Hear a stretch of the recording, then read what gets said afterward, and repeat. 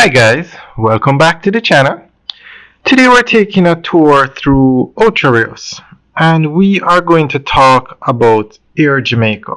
More specifically, the impact that drug seizures had on Air Jamaica. Now, as we make videos about bringing back Air Jamaica, a lot of comments are that Air Jamaica was quote unquote a ganja airline and a lot of drug seizures happened on Air Jamaica. And that's the reason why the airline shut down. So, guys, what do you think? Leave your comments in the section below. So, we're going to go through an article that gives more information on the drug seizures that happened on Air Jamaica.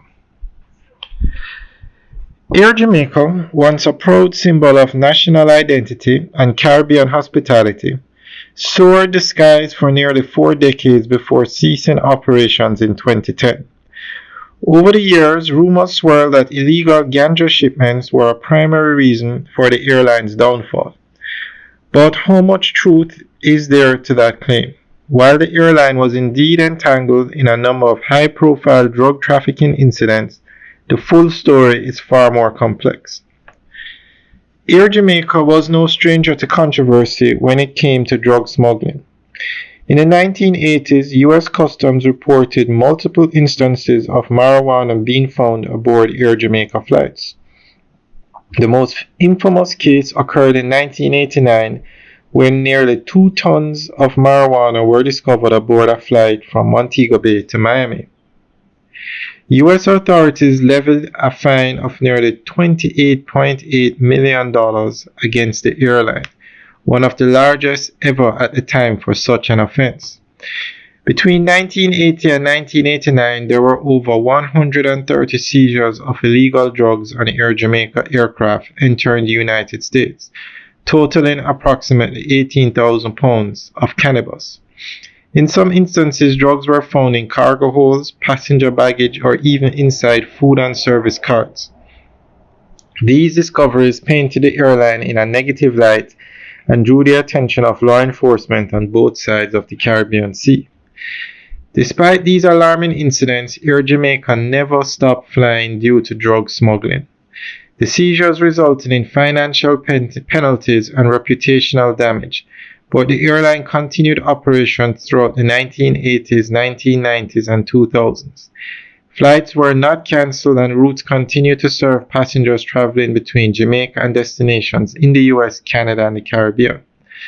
The ultimate closure of Air Jamaica in 2010 had more to do with chronic mismanagement, financial losses, and political decisions.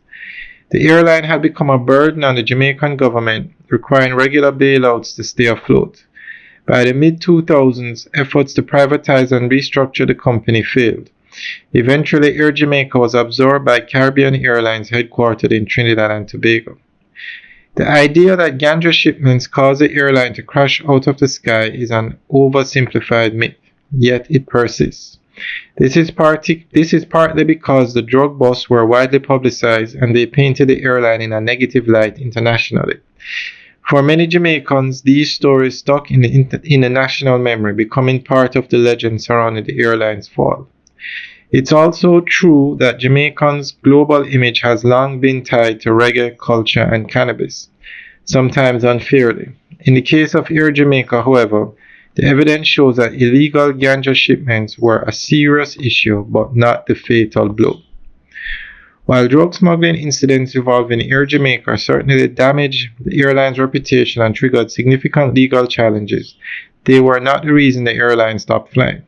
The real causes were financial instability, inefficient operations, and poor governance. Air Jamaica's story is one of lost potential, an airline that carried the hopes and pride of a nation, but ultimately couldn't sustain its wings in turbulent economic skies. Alright guys, that's the end of the update article. So let us know what you think. Leave your comments in the section below. Alright guys, have a good day.